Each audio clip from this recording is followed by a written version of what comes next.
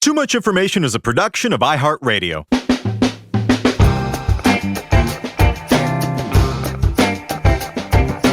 Hello, everyone, and welcome to Too Much Information, the show that brings you the secret histories and little-known fascinating facts and figures behind your favorite TV shows, movies, music, and more.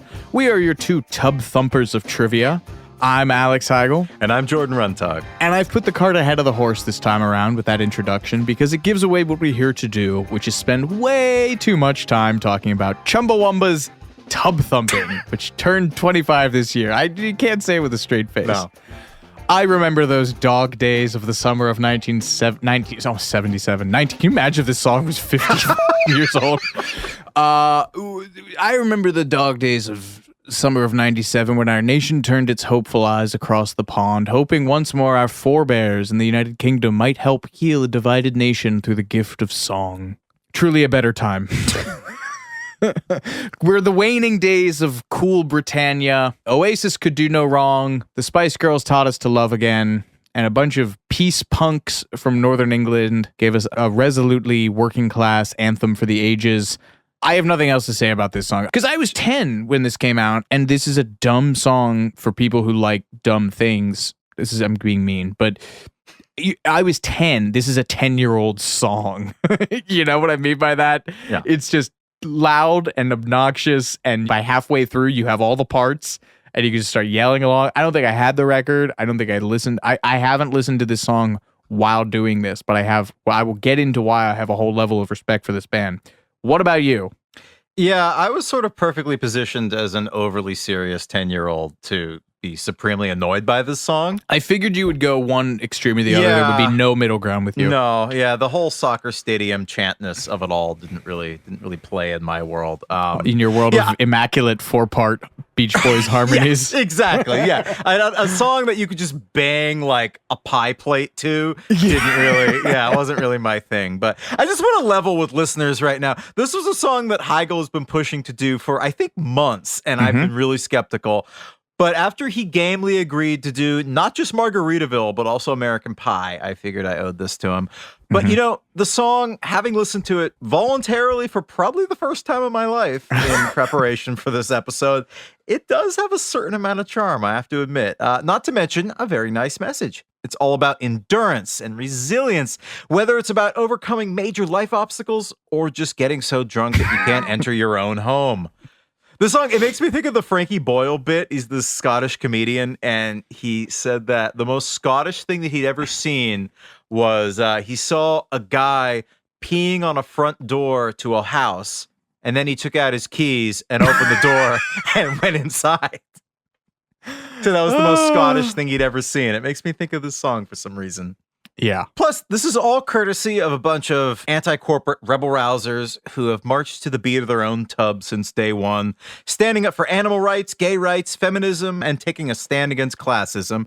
The writer Magdalene Taylor, writing for Mel Magazine, describes tub-thumping as, quote, a Trojan horse designed to covertly deliver anarcho-communism to the masses. And I gotta say, you were absolutely right. This story is fascinating, and I knew exactly none of it, and I'm so excited to kick it off. We're an anarcho-syndicalist collective. Commune. All decisions have to be put to a committee vote, which then has to be ratified by a weekly meeting. Yeah. Which then has to be ratified by a 2/3 majority. Yeah, I've read like Emma Goldman and some of that anarchist theory, and I can tell you that anyone who thinks anarchists are into chaos is wrong. Extremely wrong. Anarchists are extremely into order and rules. Anyway, from Chumbawamba's origins as a deeply principled set of anarchists in Northeast England, to the controversy they courted in the press, to the still raging debate as to whether this is a great one-hit wonder or one of the most annoying songs of all time, here is everything you didn't know about Tubthumping.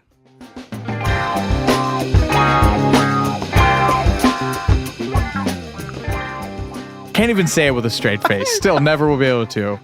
To understand part of what makes the success of this song so hilarious, you need to know a little bit about the music scene that the group emerged from when they played their first show in January of '82. That's right, they had been a band for 15 years when this song came out. Most people probably have a passing familiarity with the Sex Pistols and Anarchy in the UK and the Clash, but I would wager a guess that unless you spent a lot of time in the punk rock trenches, you aren't fully aware of the subgenre of anarcho-punk. I was not. I gathered as much. Anarcho-punk or peace punk, which is, I believe, the preferred term. I don't know. It's an umbrella under which a very loose conglomeration of second-ish wave British punk bands fall. I say second-ish because the Godfather, the Granny, the Wellspring, the Watershed, from which 90% of these bands fall, is Crass. That's the name of the band. He's not making a judgment on. Yeah, exactly. Well, I think they quality. took it. I think they actually took that name from Ziggy Stardust. The Kids was just Crass. Oh, wow. Yeah. I believe that is where they got the name from. Punks love Ziggy. I always They forget sure that. do. Yeah. Bauhaus covered Ziggy as well.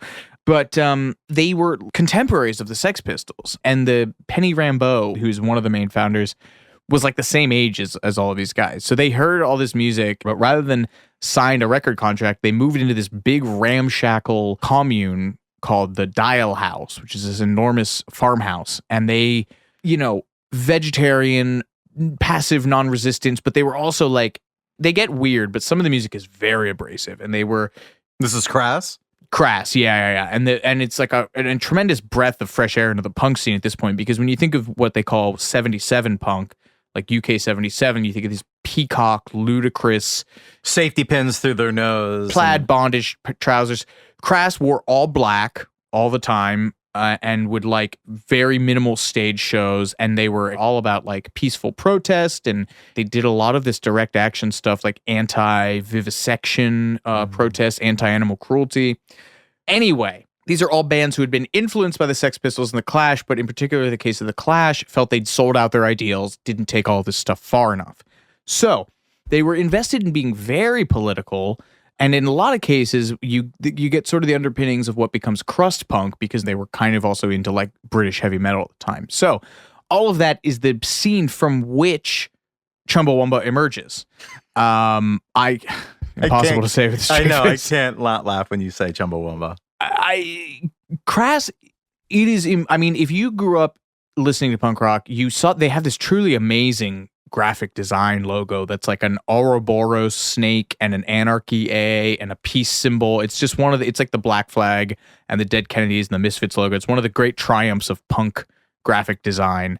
And Crass, they could basically do no wrong. And so Chumbawamba are of a piece with them. They come out of this sort of decaying steel mill town of Burnley, Lancashire. They were immediately a band apart. There's a tremendous oral history of this scene called The Day the Country Died, which is a Subhuman song written by a UK journalist and punk rocker named Ian Glasper. And Chumbawamba guitarist Alan Boff Whaley told Ian that they were not interested in being your bog standard punk rockers. He said, quote, "We were desperate right from the start not to just be four people in a band playing rock and roll music. We were fans of early Frank Zappa and things like that, who really tried to challenge their audience with what they did on stage, the way they presented their music, the way they chopped and changed all the time. And like Crass, they embodied this collective commune-esque model of being in a band. They were squatters. A lot of these bands were squatting at the time because you had the whole bottom had fallen out of the British economy. So a lot of these people had to, like a lot of the landed gentry had like vacated their homes or moved. They couldn't keep up their country homes, and all these punks just moved into them. So they were squatting in this big old Victorian house. They were like, everybody who came through the house, they were like, can you like bang on a pot in time, or like strum, like you're in the band now. They were raided by the police repeatedly for drugs, and once for bomb making equipment. Oh, wow. So they were like doing weathermen type stuff. or being persecuted for without actually doing that. And at least once they talk about they drove a bunch of fellow punks to an animal testing laboratory and broke in and made off with a bunch of beagles and mice. And then they were arrested for it. Once the police like subsequently caught up with all of them, because they were like the getaway drivers. They piled all the people into their band van with all these dogs and mice, and then the police caught up with them later. One of the band members, I think, who sings the "Pissing the Night Away" line, Alice Nutter, whose name is Anne Holden, but she renamed herself after a woman who had been hanged as a witch in the 1600s, which is, again, I'm painting a picture of these people. She told Rolling Stone in 1998, other band members, Harry and Lou are a couple now, and Lou and Boff had a relationship for a few years. The rest of us shagged each other occasionally. But you get to a point where once you've done it, and it's almost out of the way. You don't have to keep doing it. So a cross between a dorm room and Fleetwood Mac and a rock and roll protest commune, and you've got early Chumbawamba. I mean, you said this a few minutes ago about how people have this misconception of anarchists as being all about chaos.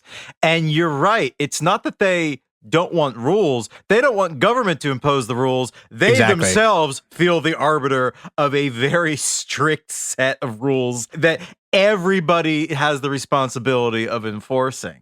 And relentlessly democratic. And some of the interviews I've read in this, they talked about it actually being a problem because they would like talk about, they produced all of this stuff, produced all of this stuff themselves. And they were like, yeah, it would become a big problem because there's 12 people on the record. They would all be in the mixing room asking for their individual contributions to be louder.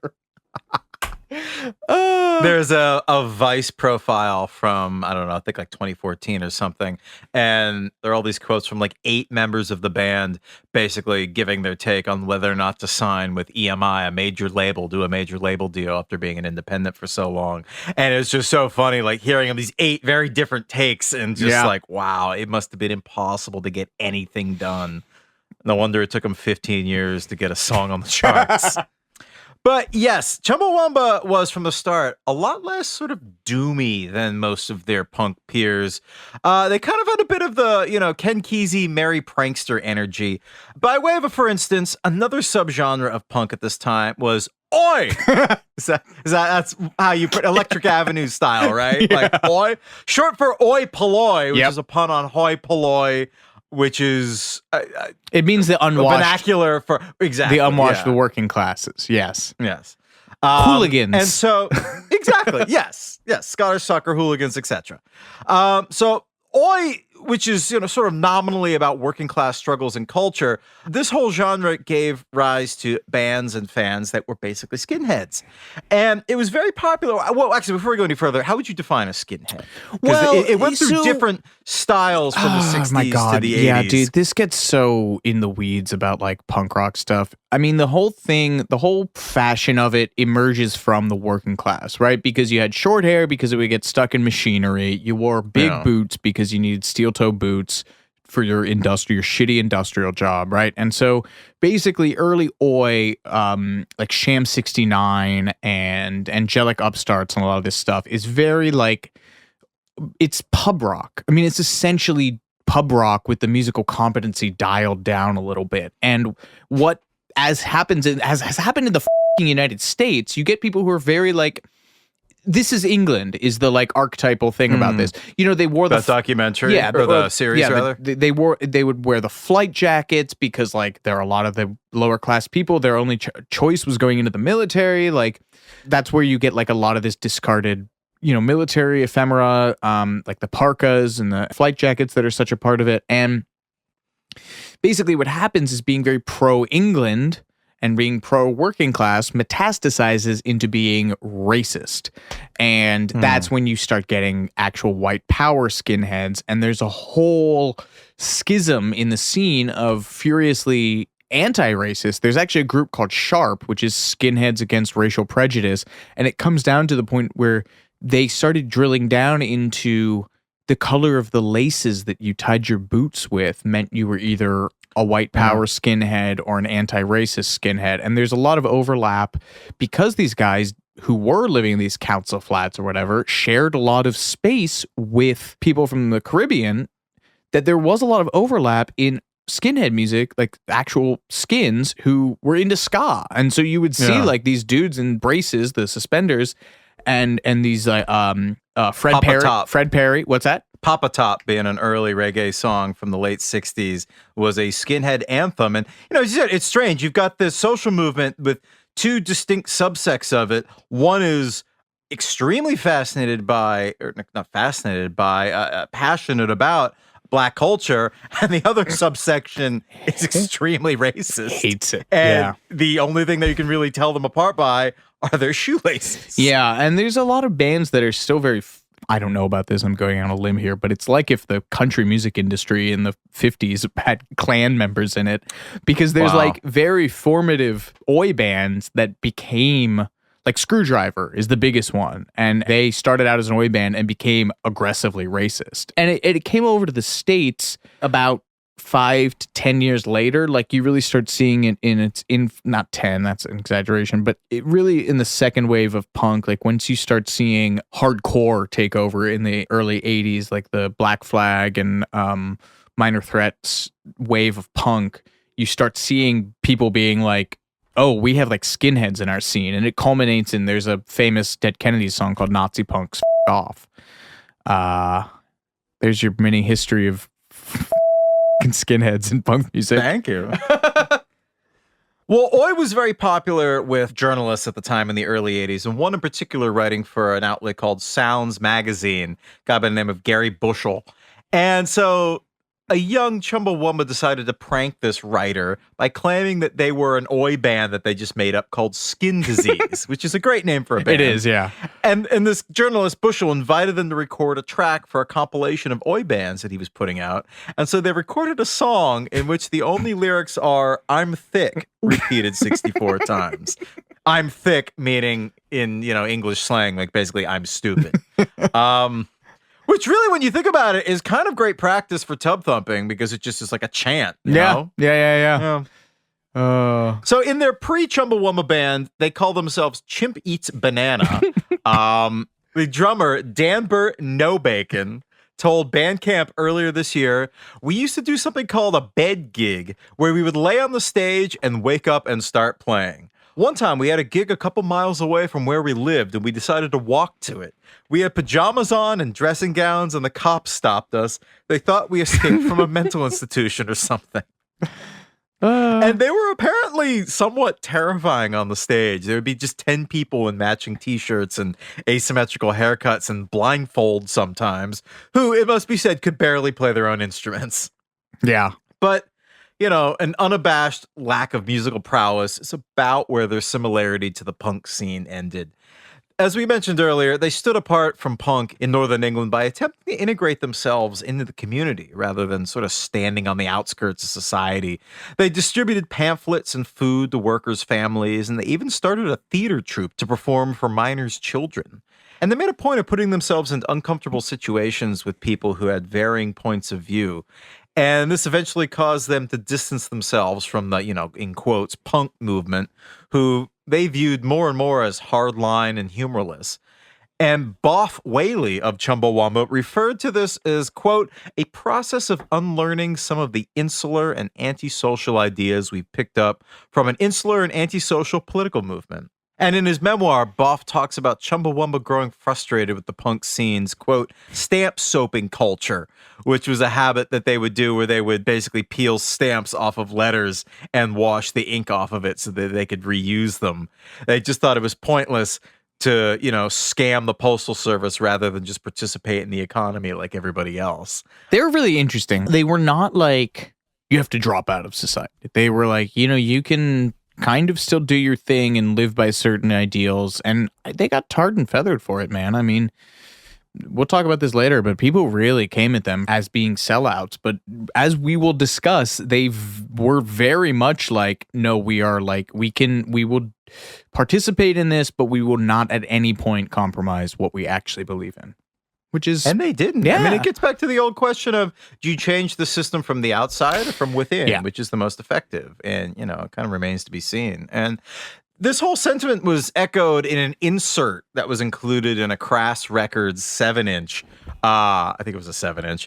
And it said, "You say you're an anarchist, but you're begging the system for help. You're standing in the dole lines, but you want to be independent." And I think that's kind of their point there. Is like, well, you can't have it both ways here. If you're going to rely on the system for sustenance, then don't try to cheat it. Try to change Live it. outside of it.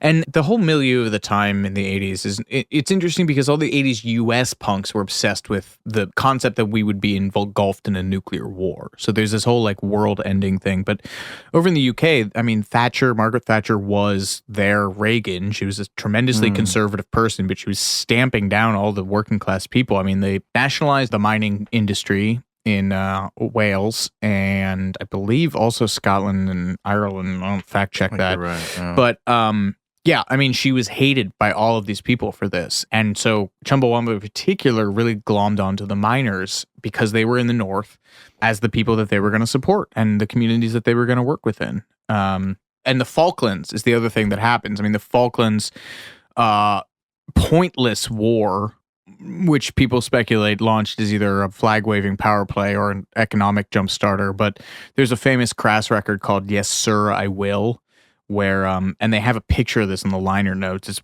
wild. Prince Charles was meeting with a bunch of Falklands War veterans, including a guy who has been horrifically burned. And Charles, in the fantastically constipated way that the British have of dealing with one another, he says, well, you be a good boy, you be a good lad or something and get better. Like he says something like, you better, you get better, get back lad. out there. Thank you for your service. Yeah. And the guy goes, yes, sir, I will. Which is, rightly they were like horrified that this guy who had lost his face in a pointless war was saluting the man who ostensibly sent him there. Anyway, by late 1982, Crass had released the first Chumbawamba songs on vinyl called 3 Years Later and Volume 2. They put out these compilations called Bullshit Detector, and they take their name from this Clash song Garageland, in which Joe Strummer sings, back in the garage with my bullshit detector, carbon monoxide, making sure it's effective.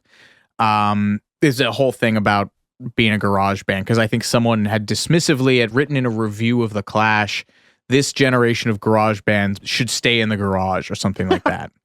And yeah, it's funny because these guys later came at The Clash. I mean, this is by the mid 80s, would you early 80s, you'd say, around 82, 83, this is when The Clash are opening for The Who and doing like their stadium tours.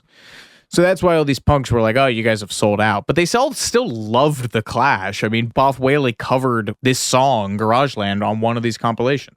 Yeah, this whole scene has, as we mentioned earlier, a really strict code of conduct.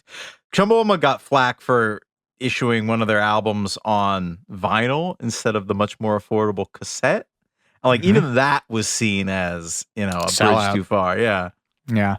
Their debut full length, I loved it. This is actually the record that I listened to the most while I was researching this. It's called Pictures of Starving Children Sell Records. Not only does Pictures of Starving Children Sell Records sound nothing like Tubthumping, it barely sounds like anything else it was contemporaneous with. There's trumpets, there's like tape speed experiments, like samples that are on there, slowed down and sped up.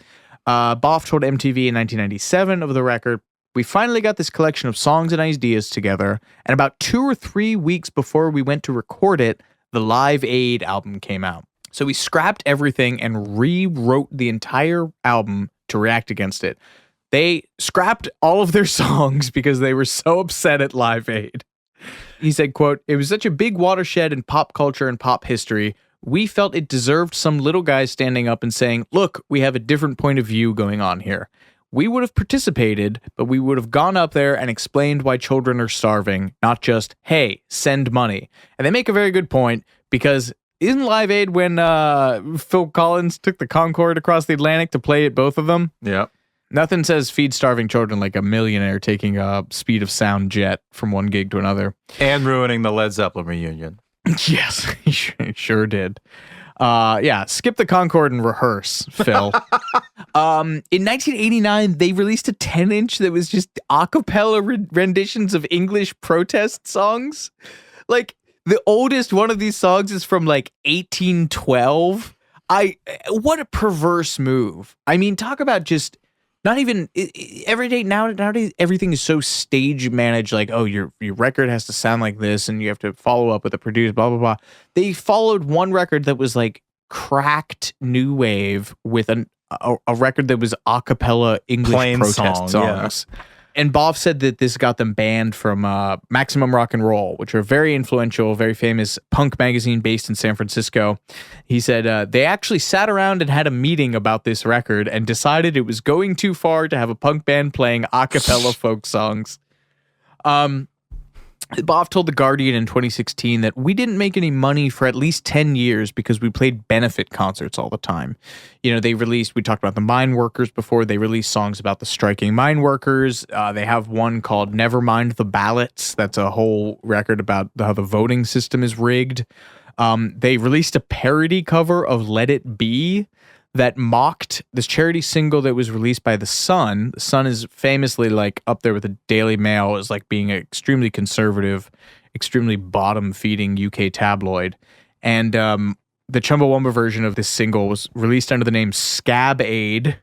All the lyrics make fun of The Sun. It charted, and it was featured in NME, the extremely influential British music magazine, before anyone realized it was them. Just across the board subversive. Tremendous stuff. I mean, some of the most successful trolls in UK music history, I would argue. Yeah, exactly. As you meditate on that, we'll be right back with more Too Much Information after these messages.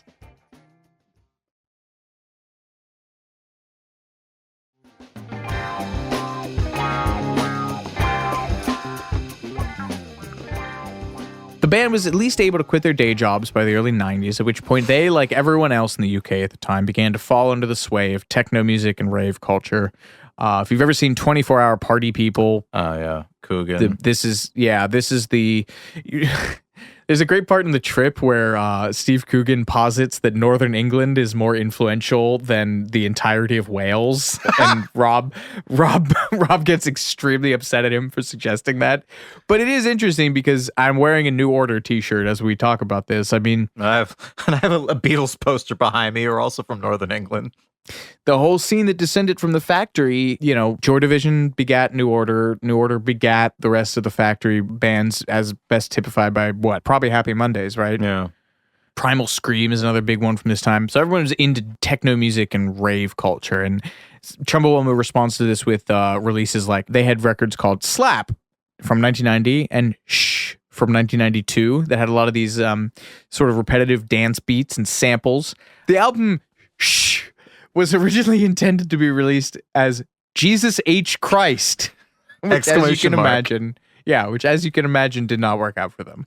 Yeah, I think this was like a completely different album that never got released. It was just wall-to-wall, uncleared samples and covers of the most expensive music you could imagine. It was a total anarchist move. They just stole these iconic songs. They had clips from Sgt. Pepper's Lonely Hearts Club Band, the Rolling Stones, ABBA, Casey and the Sunshine Band, Wings, T-Rex, and Buzzcocks. They even covered Stairway to Heaven. So it was just the cost of licenses and clearances alone would have made this one of the most expensive albums ever. So it was obviously scrapped. I mean, this would have been what, like 8 years before the Verve were sued into oblivion for the Bittersweet Symphony sample? Yeah, less. I mean, I think one of the, maybe I'm wrong, somebody is going to correct me on this, but I feel like one of the last albums that got away with sort of sampling whatever the hell they wanted was Paul's Boutique, right? Yeah. Beastie Boys. Yeah. And then people started clamping down on that. Yeah.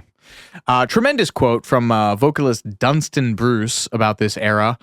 Everybody was going to raves. I think what I found with that movement, it was the first time since punk I felt like I was part of this huge movement, and maybe we could actually do something about the state of the world. Looking back, I realized it was only because I was high on ecstasy. Oh, I love it so much. If you've read Our Band Could Be Your Life in the Mudhoney chapter, it's so funny because they talk about the same thing. Mark Arm is like, yeah, you know, like all these Seattle bands, they made this big thing in the press about like all these Seattle bands, like we were like buddies and we go to these gigs and we loved each other so much. And I think what it really was there was this wave of really pure MDA that came through Seattle at the time. We were all just like loved up on each other, extremely rolling face. I mean, it's Haight-Ashbury in the 60s with, Owsley acid. Yep. Like White Lightning and... Yep. All good music comes from drugs. Yeah. But at the dawn of the 90s, when Chumbawamba were getting into this kind of Manchester dance club type music, hacienda beats and all that, Chumbawamba band member Alice Nutter told Vice that around this time, at the dawn of the 90s, Chumbawamba realized that a new decade required a different political approach. The band was bored with the politics of victimization, the big brother is going to get you line. So instead, they worked on this premise that optimism breeds optimism, which I feel like is the least punk ethos I've ever heard. Yeah. Well, we'll see. So by the time they go to make this album, Dunstan Bruce told The Guardian that before we made this record, I felt we were in a mess. He said we'd become directionless and disparate. So they purposely made a record that doubled down on their sense of Englishness, in particular Northern England. They recorded this record from August 1996 to February 1997 at Woodlands Studio in Castleford, West Yorkshire. I assumed going into this that they had signed with a producer for this record. They did not. They made this the same way they made all of their other ones, which was just in a studio with one dude who later became their bass player, was like still in the fold, still an insular wrecker. Alice Nutter told the AV Club in 2017, we made Tubthumping at a point when people had written us off. We made a really terrible record before it. We felt like our backs were against a wall, and if we were going to continue to exist as a band, we were going to have to pull together and be really tight. We wanted to prove ourselves to ourselves. Boff told The Guardian, Tubthumping was written as a collective, like everything else. We wanted to make a very English album, and the song is about the resilience of ordinary people. They're a group of anarchists. You think they're going to hire a producer? I don't know. Talking to The Guardian, back in this Guardian interview, he says, at the time we lived near a great pub called the Ford Gren in Leeds. Irish, Afro-Caribbean, Asian, white, everyone went there. Our next door neighbor, who was Irish, would come home drunk every weekend from there and try to get into his house, fall over, and shout for his wife. It was a weekly ritual. Yes, and Chumbawamba drummer Danber Nobacon. Is it no bacon? Is it no bacon? I assume, because they're probably vegetarian, right? Right, okay. Which, as you mentioned, is sadly not his real name. Shed a little more light on the situation, which includes where the Danny Boy part of Tubthumping fits in. Oh, Danny Boy. It's pretty, yeah. Yeah. He's talking to the AV Club. Boff was in bed at night with his wife, and they heard the next door neighbor coming home. He was super drunk, making a lot of noise. He's singing Danny Boy, which became a lyric in the song. He goes up to the door. He puts his key in. He falls over, and he gets back up. It happened 2 or 3 times. He was just so drunk he kept falling over. Eventually, he went in, and he went to bed, presumably, and fell asleep. It just clicked in Boff's brain when he woke up the next morning. It fit the chorus. Your cousin, Marvin No Bacon. You know that new sound you're looking for? Well, here's a guy falling down. In a different interview, Boff said, we wanted to write a song about this very ordinary sort of sequence of events. Don't know how ordinary it is, but okay. Which is basically that a lot of people have jobs they don't particularly enjoy doing, and they don't have much money or opportunity, but they find ways to enjoy themselves, and they go out and they have a good time, and at the end of it, they'll get up off the floor and go on with life. And they use this vision of the drunk neighbor as a metaphor for the struggles of the middle class held down by the elite, which, sure, I'll go with that. Why not? Yeah. The sweet sounding bridge to the song "Pissing the Night Away." I remember that being like minorly controversial in the States. Like I don't think I was allowed to own this because my parents heard that. But did you want to? A bit of, maybe, I don't know. The first record I ever bought was around this time. I've told you this before, Eagle Eye Cherry. Oh, right. Yes. And the other one that I think Semisonic, was that around this time? No, Semisonic was a couple years later. Anyway, piss, it's wordplay. It's a British pun. Piss is slang for alcohol. It's are you on the piss, taking the piss. So pissing the night away means you are both doing a lot of drinking and urinating. And in that Lollipop magazine interview, Boff said, we wanted a lot more of the video to involve toilets, but we were assured that would be a death wish for the video. And the title, which this is just asinine to me, but the title of the song and the title of the album are different. What? Gun to my head, I don't know which one it is. One's Tub Thumper, the other one's Tubthumping. Whoa, I never put that together. What's the name of the song? Now I'm like, what's the name of this? Knows? What's the name of this episode? I have no idea. Tubthumping is the song. Tubthumper is the album. Okay. But it doesn't appear on the cover of the album. It just says Chumbawamba. And Tub thumper at night, sailor's delight. Tub thumping at dawn, sailor's mourn. That's how you remember that. It's insane. Anyway, what those both mean is sort of a town crier situation, someone who stands on a soapbox on the street corner and shouts about what's wrong with the world. Yeah, the American equivalent is basically going on the stump or political campaigning. In other words, a protester or one who makes noise for a cause, which really points to the true meaning of the song. And this is probably a good time to get into the origin of the band's name, Chumbawamba, which we probably should have done earlier. The official explanation is that Chumbawamba is a meaningless string of syllables that sort of rhyme. However, the most common explanation that I've heard is that band member Dan Burt, No Bacon, outlined talked about a dream that he had where he needed to pee, but he didn't know which door to use in a public toilet because the sign said Chumba and Wumba instead of men and women.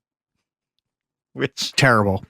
I actually had a similar dream once. I did. Yeah, I had a dream. I was, Buckingham Palace, they do tours. I had a dream that I was like on a tour of Buckingham Palace and I really had to go to the bathroom and I was like just wandering through the halls of the palace myself, desperately trying to find the restroom, and it was getting really bad. And then I'm looking for someone to ask where it is, and then I come upon someone, and it's the Queen, and I didn't know I didn't know how to approach her because there's all this like protocol for how you address the Queen and how you don't turn your back on her, and you speak when spoken to and not before, all these things. So I didn't know how to like approach her to ask for the bathroom, and then I woke up. We have very different nightmares. That record has a truly awful cover art. You can blame a guy named Michael Kalea at Industrial Strength Design in New York City, but it was, again, as with most things, an insular joke for the band. Their sixth studio album, simply titled Anarchy, was released in April 1994. The cover art was a baby being born, which apparently also caused a lot of controversy, but they were like, it's literally, they took it from a children's book, like The Miracle of Birth. Oh, wow. It's gross. Yeah, it's gross. Yeah. It's like straight out of the source. Medical textbook, yeah. So Boff said, the Anarchy baby was just being born on Anarchy, so we thought it should be about 8 months to a year old, with a bit of attitude on Tub Thumper. Horrible album cover. I hate it.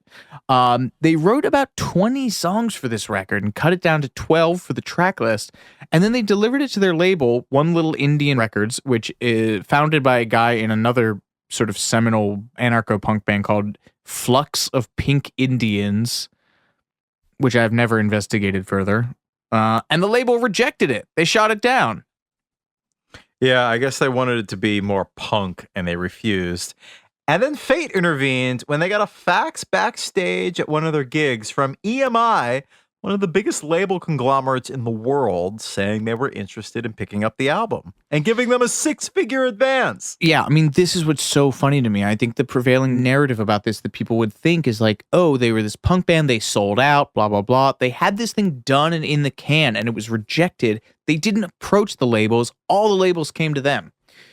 Boff told Ian Glasper, in Day the Country Died, we'd already recorded the album, and without any thought about selling a lot of records and all that, we were wondering what to do with it, and we were getting a bit pissed off with it all, to be honest, and some of us had got part-time jobs and stuff. Important context, in 1989, the Chums, as I'm going to start calling them, Old Chumley, had been involved with a covers compilation called EMI, for which their contribution was Heartbreak Hotel, a cover of Heartbreak Hotel. This would not age well when they signed to EMI in 1997. A fellow anarchist punk band called Oi Polloi, taking the inspiration for the genre name of Oi to its logical conclusion. They toured and worked with Chumbawamba, and they released an anti-Chumbawamba EP, which is one of the strangest string of words I've ever said in my life, which is itself a reference on the Chumbawamba album, Pictures of Starving Children Sell Records. The Oi Polloi record is called Barefaced Hypocrisy Sells Records. Burn. Yeah. So this is, I guess one of the big beefs with EMI at this point was that one of their many corporate arms was an pun intended, was an arms manufacturer. And Boff told Glasper that by this time, when they were taking the money from EMI, the company had divested themselves from the making of missiles and ballistics and such. So they had a clear conscience about signing with them. He said, some bloke in Germany had a copy of the recording and really liked it. And then the German EMI got in touch with us and we had a meeting with them. And we said, you do know who we are, don't you? And we gave them a copy of the EMI album just to make it clear to them who they were dealing with. But they were still really into us and offered us £100,000 advance. Okay, first of all, £100,000 advance, that's ludicrous. I don't understand. I mean, I know this was the height of record label bloat, where that's probably not a huge advance, but still, for the kind of stuff that they were making, I don't know if they were just thinking like, oh, this is kind of like Manchester dance music. Yeah. Maybe we could, maybe they that heard was a why. hit. They heard a hit. He said the biggest argument for signing was that we were in a rut. We had this audience that expected us to do a certain thing. We played to the same people all the time, and we weren't really going anywhere fast. It almost makes sense that it was EMI Germany because it sounds like a German drinking song. I mean, for real. Oktoberfest, the song. The band wrote on their website's frequently asked question page, we signed to EMI Universal not because we've been co-opted into the if you can't beat capitalism, join it school of thought, but because experience had taught us that in a capitalist environment, almost every record company operates on capitalist principles. Our previous record label, One Little Indian, didn't have the evil symbolic significance of EMI, which again was this huge conglomerate. I mean, it was the Beatles label. It was just you didn't get any bigger than EMI at this time. But they were completely motivated by profit. Our position was that whoever we signed with would want us not for our ideas, but for the potential profit. So we battled for a contract where we still had autonomy. EMI and Universal didn't offer us the most dosh, which is a British slang for money, but we did get short-term contracts where we still maintained control of everything from the production to the artwork. And they later said they hoped this compromise would help them amplify their music and therefore their message and help them, quote, change the world for the better, which is adorable. I know. They're so, I mean, anarchists are idealistic. Very cute. In a piece written for Mel magazine, legendary producer Steve Albini expressed skepticism about this approach, saying, quote, there's the argument that broadly appealing commercial music can smuggle progressive ideas into mainstream culture. I've always been suspicious of this idea, as it's a convenient cover for the more conventional aspirations of making good money and being generally popular.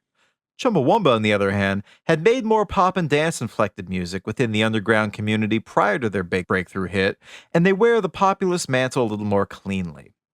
Also evidenced by the fact that they didn't make a serious attempt at following up their mainstream success with, Tubthumping Part 2. We touched on the same argument in the You Get What You Give episode. Steve Albini's narrative about this whole thing is that Chumbawamba were one of a million idealistic bands who thought they could subvert the mainstream only to get used by a major label and then tossed aside for the next big thing. How do you feel about that? What do you think about, trying to make a catchy radio single that has a mildly subversive message in it that could get heard by the most amount of people versus something that's a bit more undiluted, shall we say?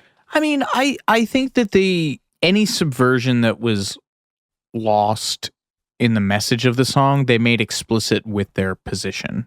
Right. And we'll talk about this and all their stunts. Yeah, exactly. We'll talk about this in a second, but if you were paying attention to this band, and par for the course for this episode, every episode, we looked at the Rolling Stone things from the time, we looked at the MTV News thing at the time.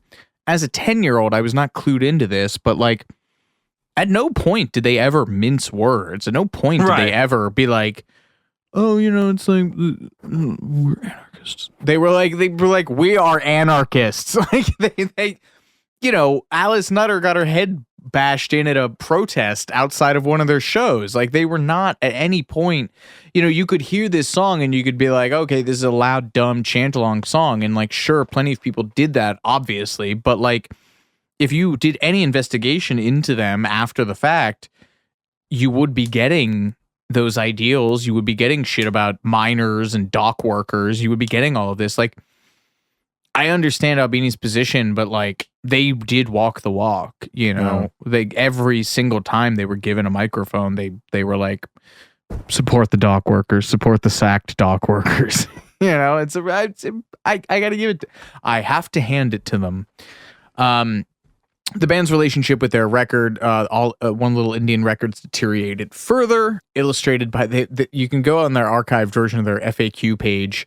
They have this whole big rant about how their back catalog was being held hostage by the label, who, after the success of Tubthumping, smelled money and were charging what they said exorbitant amounts of money to reissue those records in the States to capitalize on the band's success at the time.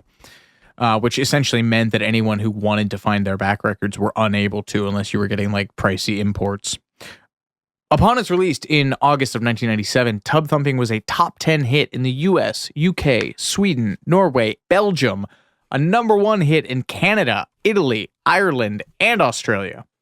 The record itself hit number 3 on the Billboard 200 and sold more than 3.2 million copies, landing at number 17 on the American tally of the top-selling albums of 1997. I don't understand how the song caught on. I mean, I know it's catchy, but yeah. Lad culture, right? Yeah, this is the whole like Glasto, lads on holiday, right? Oh, yeah, I guess Oasis were starting to take off in the States, and Blur was song number 2 was probably big around this time, right? We loved loudish, what we perceived as loudish British men yelling at us. That's true. Yeah, I mean, song 2 is just, Tame and Auburn going woohoo over and over again. We're going to take a quick break, but we'll be right back with more Too Much Information in just a moment.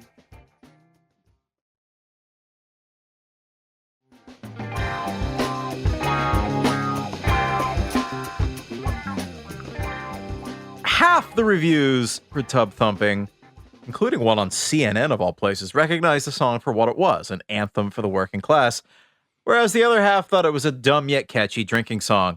And Boff Whaley later said, Tubthumping became known to some purely as a drinking song, which is fair enough because, if nothing else, it didn't belong to an elite group of musicians. It belonged to people.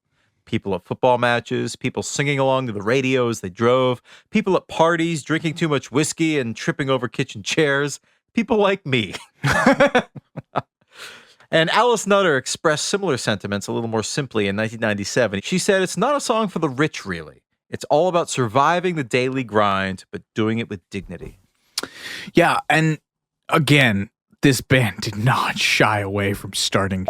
The month this song came out, Alice Nutter was quoted in Melody Maker, probably number 2, the ABC to the NBC of NME in the British music press, saying, nothing can change the fact that we like it when cops get killed. Which is... That's a hell of a pull quote. Hot potato in 2022. Imagine 1997. Naturally, there was an uproar in the press. The band was condemned by the Police Federation of England and Wales. Which, like, what were they going to do? Come after them with clubs? They don't even have guns over there. On horseback. Yeah, bobbies. Just thinking like the scene in Get Back where they can't even get the Beatles to stop playing guitar. Or Jackass where they come into and they're like, oi, you stop.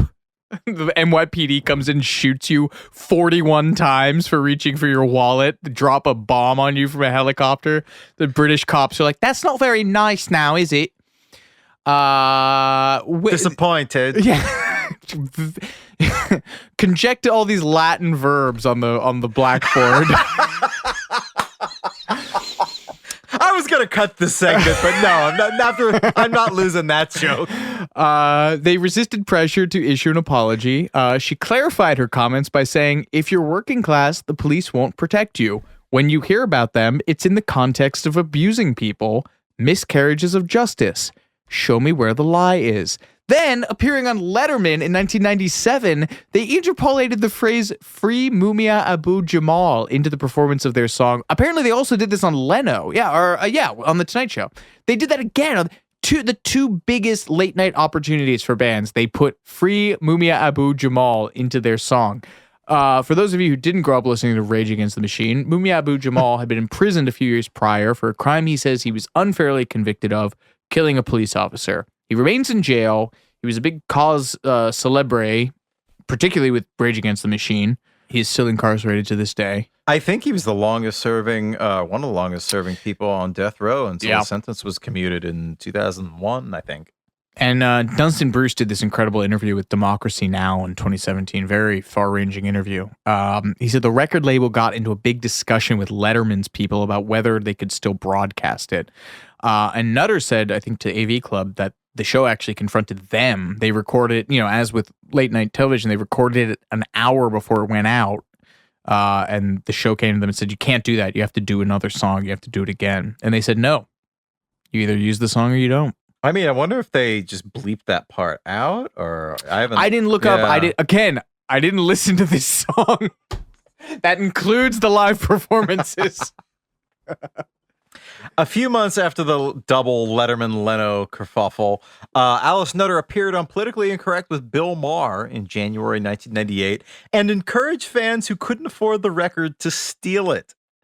This resulted in several music retailers refusing to carry the album, even as it was doing huge numbers.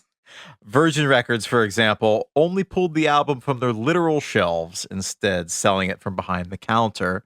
Nutter told MTV that same month, quote, he wanted to talk about people stealing a record, which is irrelevant in the scheme of things. What I wanted to talk about was why people shoplift and why in some cases it's absolutely valid. Some people have 2 houses and 2 cars and luxuries for far more than themselves, and other people struggle to survive day by day. And Dunstan Bruce told Democracy Now! All they did was create more interest in the record and in the band. So it sort of backfired on them in a way. We crucified this band for being a bunch of loudish fools with an annoying one-hit song, but all of this shit that's been in conversation for the past 2-3 years, police brutality, global economic inequality, they were like literally they were tub thumping. They were standing on every soapbox made available to them, shouting about it. And we were like, this song's annoying. Dumb one-hit wonder. A few weeks after that, this is in February of 1998, this song has been out for less than 6 months. Deputy Prime Minister of the UK, John Prescott, attended the Brit Awards, British Grammys, essentially, at a time when the new Labour Party was attempting to surf some of what we called earlier the Cool Britannia, this loose term for when in the late 90s, this, Oasis is one of the biggest bands in the world, Blur is huge, this whole notion that the, British culture is cool again, I guess, right? Yeah, it's kind of like 60s Swing in London Part 2. Right, sure. Yeah, that's good. In the AV Club interview, Danbert Norbacon tweeted us using the hashtag Chumbawamba singer. I already forgot who he was. Chumbawamba drummer. Tweeted us using the hashtag Chumbawamba drummer Danbert Norbacon. Told the AV Club that the band's presence at the Brit Awards was a concession to their label. He said the record company said you have to go. They'll give you a budget and you can do whatever you want with your performance. This was crucial because at the time the local dock workers union was on strike and they had just done a benefit show for them. So he said they changed the lyrics in the performance of Tubthumping to New Labor sold out the dockers just like they'll sell out the rest of us. Their plan had initially been, had they won, to bring some of these sacked dock workers on stage with them for their acceptance speech. Sadly, they did not win, but during their performance, they also wore jumpsuits emblazoned with phrases like sold out, shift units, and label whore. Kurt Cobain gets all this damn credit for wearing a t-shirt that says corporate rock magazines still suck ass or whatever for their Rolling Stone shoot, but this motherfucker never played striking lumber union benefits in Olympia, Washington, or wherever the hell Aberdeen he was from. Aberdeen. Yeah, Pearl Jam is honestly who comes to mind because Pearl Jam at the height of their fame bankrupted themselves practically trying to fight Ticketmaster. There were not that many other big Rage. It's Rage and Pearl Jam. They were the 2 big US bands that really took a progressive stance while also becoming millionaires. But at least those guys, again, walked the walk. They didn't just talk the talk. We didn't get to the best part of the story, though. Yeah, sorry. After Chumbawamba's performance, at some point, they noticed that John Prescott, the deputy prime minister, was there, and Danbert Norbacon who, in his own words, was always the one most easily convinced to do a dare, along with Alice Nutter, ran over to his table and threw a bucket of water on him, shouting, "This is for the dock workers." It was a bucket of water used to chill the champagne at the tables. If you need a good. more on the nose, British monarchy image. Wow. So, yes, they doused the deputy prime minister. No Bacon was arrested, though I guess John Prescott declined to press charges, deriding the incident as a publicity stunt, which, yes, it was. Fair. Dambert No Bacon was formally charged with criminal damage to Mr. Prescott's suit. That's a quote. But then was promptly, quote, decharged. Can you imagine if, I don't know, Lizzo threw a bucket of ice water on Kamala Harris? I mean, actually, at this time, can you imagine if someone threw a bucket of water on f***ing Cheney? They'd be black-bagged in Guantanamo. They would wake up with electrodes on their testicles. Well, this would have been Al Gore in 98. Okay, so nothing would have happened. Al Gore would have taken it politely.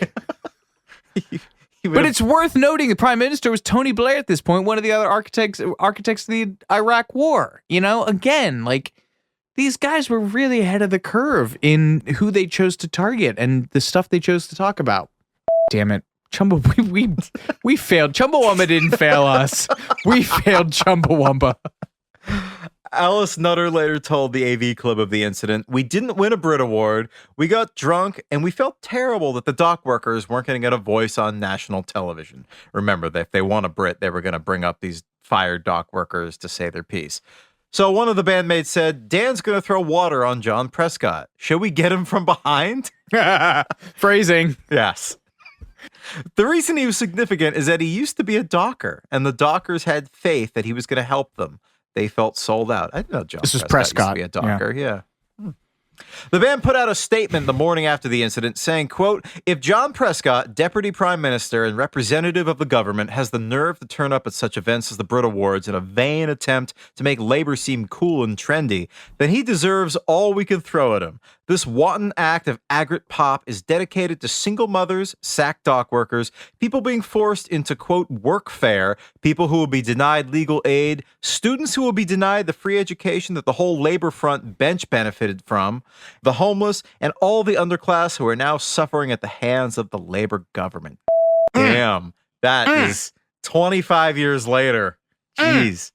And drummer Dambert No Bacon said the label sent Prescott flowers as an apology without their consent. Label trying to smooth things over. Yeah, imagine the Spice Girls doing this. Prescott did get the last laugh. When Chumbawamba, spoiler alert, announced they were disbanding in 2012, Prescott tweeted, "Chumba who?" And then joked about buying their greatest hit album. But joke's on you, buddy. You got doused with ice water on television. God, yeah, man. Imagine the Spice Girls throwing ice water on somebody. They wouldn't do it. That's the... At this point, they were arguably on top of the world. They could have said something about any... Did they ever go on the record about any political shit other than saying girl? No, because we did this whole thing about them being like... Margaret Thatcher was the pioneer of girl power. Yeah, Jesus Christ. So, Can you imagine two more diametrically opposed? Holy shit. The band was getting a lot of different offers for ad placements or what have you for the song. The Rolling Stone profile from the band, 1998, is one of my favorite anecdotes. They mentioned of being approached by Dustin the Turkey, a puppet who appears on Irish television, who wanted to commission a version of Tubthumping with lyrics about infrastructure repair and fixing the roads. They supposedly turned down $1.5 million from Nike to use the song in a World Cup commercial, although they did talk to Barbara Walters on The View, which I love. What the hell? Okay, wait a minute. I think she sings it. I think she gets in on a chant of "I get knocked down." The single best Chumbawamba ad money bit comes from a few years down the line, actually. They were still able to command offers. In 2002, General Motors paid them, the actual sum has been lost in the shrouds of history, but somewhere between 70 and 100 grand to use a song called Pass It Along for a Pontiac Vibe television commercial in 2002. Remember the Pontiac Vibe? The band took that money and promptly gave it to the anti-corporate activist groups Indie Media and Corpwatch, who used the money to launch a disinformation and environmental advocacy campaign against General Motors. Incredible.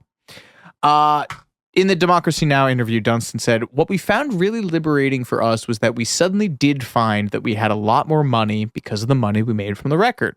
And so we were in a position where we could help a lot of organizations and a lot of community action groups and a lot of people who previously we would have only been able to give a couple of £100 to, we could now give a couple of £1,000 to instead. The use of this song in video games, mostly sports games, the movie Home Alone 3... Home Alone 3, everyone. Anyone? And licensed to a dancing gorilla toy, which I did Google, an actual toy that does in fact sing Tubthumping. You can still find it on eBay. Sold via Walmart, I think, right? Yeah. A sort of big mouth Billy Bass kind of guy. They put all that money to activist groups. God love them.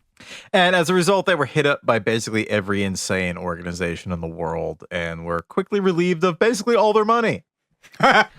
Dunstan Bruce, the frontman who quit the group in 2004 to start a film company, had a Kickstarter for a documentary that he made called I Get Knocked Down, The Untold Story of Chumbawamba, parentheses, the song you've danced to more than you care to remember.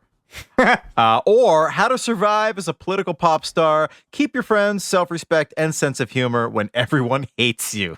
Some really great slogans for this movie. They knew the slot that they occupied. Yeah. I have to give them credit for, you know? Yeah, I mean, the description for this movie is a modern-day cautionary tale, Chumbawamba vocalist Dunstan Bruce's account of the roller coaster ride that took them from DIY squat gigs to Madison Square Garden and back again. A personal exploration of what happens when a political pop band accidentally have a worldwide smash and given their 15 minutes of fame. I think at long last, this film was shown at South by earlier this year. Yeah. So good on him. Yeah. I mentioned earlier in the Rolling Stone profile, they talk about Nutter was injured, missed a few dates from the European tour because she was in a march protesting the detainment of 2 political prisoners in Italy. Outside of the venue they were playing, the police showed up and there was a mini riot and she was injured and missed some of their shows. Another funny part, remember the protest song record? They played New York's Jingle Ball, which is put on every holiday season by the massively influential and iHeart owned Z100 station at MSG, Madison Square Garden. They were on this bill alongside Celine Dion and Aerosmith for, I guess, respectively, My Heart Will Go On and I Don't Want to Miss a Thing. What a weird year. Yeah, right. Probably also Backstreet's Back was another one from this year. Cherry Poppin' Daddies, I want to say. Yeah, let's just do a quick lightning round. Who were Chumbawamba's peers on the pop Candle charts? in the Wind 97. Obviously. Jewel, You Were Meant for Me / Foolish Games, which they're the same song to me. I'll Be Missing You, Puff Daddy and Faith Evans. Unbreak My Heart. That's a great song. Yeah. Can't Nobody Hold Me Down, Puff Daddy featuring Maze. I Believe I Can Fly. Yep. By He Who Should Not Be Named. Don't Let Go, parentheses, Love by En Vogue. Return of the Mac. Oh, yeah. How Do I Live? I was more of a blue guy by Leanne Rimes, but that's I love How Do I Live. Yeah, that's good. Wannabe, Spice Girls, Quit Playing Games with My Heart, Backstreet Boys. Okay, it was Quit Playing Games. We should have done Mbop. I still have notes pulled for Mbop. Maybe we'll do Mbop next week. That's too many 90s songs. For You, I Will by Monica. Yeah. Usher, You Make Me Wanna. Bitch by Meredith Brooks. Oh, man. Semi-Charmed Life, Third Eye Blind. Barely Breathing, Duncan Sheik. Anyway, these are their peers. Main stage, they were on the second stage, which apparently was made up to look like a boxing ring, which I love. But before they played Tubthumping, they gathered in the center of this stage and sang an a cappella anti-fascist ballad. Talking to the Daily Beast, Dunstan Bruce said, "We were always trying to subvert the mainstream, and it was difficult. It was hard, but we had a lot of fun trying. I think that's all you can do, really. I think you just have to let the message be, at least we tried. At least we tried to do something. Whether we were successful or not, I'm not the one to judge us. But I think my measure is at least we tried to do something. That's my measure for this podcast. Something, literally anything. The band never really broke their stride. I mean, obviously they gave away a lot of this money and never had another hit on the order, but they kept releasing records, documentary. They rebranded as an acoustic act when half their members, having as many members as they did, stopped being financially viable. Jude Abbott, Buff Whaley, Lou Watts, and the guy who engineered this record, Neil Ferguson, that was the new stripped down version of the group. True to form, they lodged an official complaint and threatened to take legal action with the UK Independence Party in 2011 when leader Nigel Farage arrived on stage at a conference to the strains of Tubthumping. They threatened to sue him for that. Nutter became a screenwriter for Jimmy McGovern's acclaimed drama series The Street. As you mentioned earlier, Dunstan Bruce has his own production company, and Danbert No Bacon, living in Washington State, releases solo work. And as we mentioned earlier, the band broke up in 2012. They wrote on their site, which is still live. I believe it is still the landing page on their site. We felt we got to a point where what we did as a band, and specifically the writing, recording, touring cycle, wasn't doing justice to what Chumbawamba set out to do in the first place. We were always as much about ideas as music, and that meant doing more than writing, recording, and touring songs. It meant trying to be relevant and active and up to date while trying to avoid the dreaded rut of routine or repetition.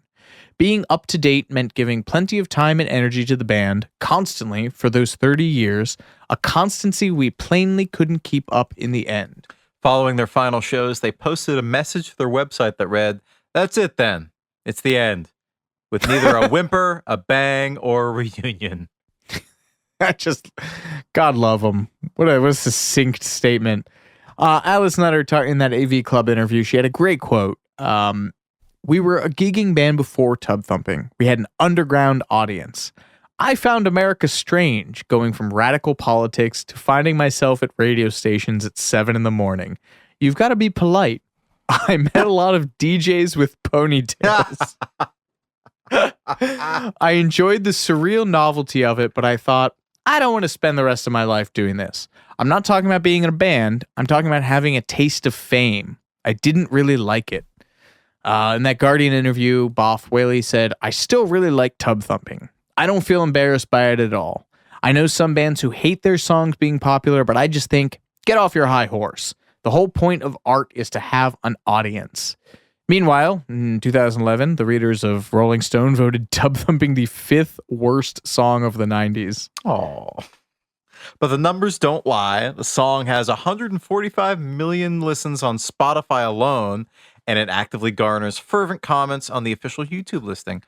And during the pandemic, the song became an anthem for the historically working class city of Leeds, which is adorable. I love that so much. Yeah. Bandcamp, God love them, Bandcamp Daily, the editorial wing of Bandcamp, do some really tremendous features. Including by you sometimes. Sometimes, yes. But they had a whole interview with the band about their early anarchist stuff, all their pre-Tubthumping stuff. And Chumbawamba drummer Danbert No Bacon. He said to them, I am very proud of what we did the whole way through. We tried to push the envelope. We weren't always successful, but we always tried. And that's probably a defining characteristic of Chumbawamba. Whatever era or genre we tried, it always had a working class basis, which is a whole other story when we signed with the major labels in the mainstream. It didn't destroy us. You could accuse us of selling out, but we weren't bought up. The mainstream usually swallows people up and spits them out. I mean, it did spit us out, but we took that as a compliment, really. Quote machines all. I know. God love them. I'll never listen to this song in my life ever again, but I hope I've been able to impress upon. I worked on you. I hope I've been able to impress upon our listeners that this band is more than a one-hit wonder. This is more than an annoying song. Is a bizarre footnote Did I say this at the top of the episode? Did I compare them to David Lynch? No, that's a new one. Well, in the Eraserhead episode, and I was talking about this a lot, I said I don't think I'd be hard pressed to think of someone who is genuinely who went from the avant-garde to the mainstream in quite the same way that David Lynch did. 25 years from Eraserhead to getting an Oscar nom for Mulholland. I would be hard pressed to think of another band other than maybe Rage Against the Machine who smuggled this much subversive stuff into the American mainstream. And Rage Against the Machine, it was at least in their name. Chumbawamba is like, how many millions of people listened to this song and had no idea that they were listening to a band of anarchists who were then smuggling anti-cop, anti-corporate messages into their songs and dousing a Vice PM in ice water. It's great stuff. God love him. Once again, Chumbawamba didn't fail us. We failed Chumbawamba. Folks, thank you for listening. Raise a pint to your local anarchists. Well, I've made a Jimmy Buffett fan out of you, and you've made a Chumbawamba fan out of me. So I say that universe is in balance. Thank you for listening, everyone. This has been Too Much Information. I'm Alex Heigl. And I'm Jordan Runtagh. We'll catch you next time.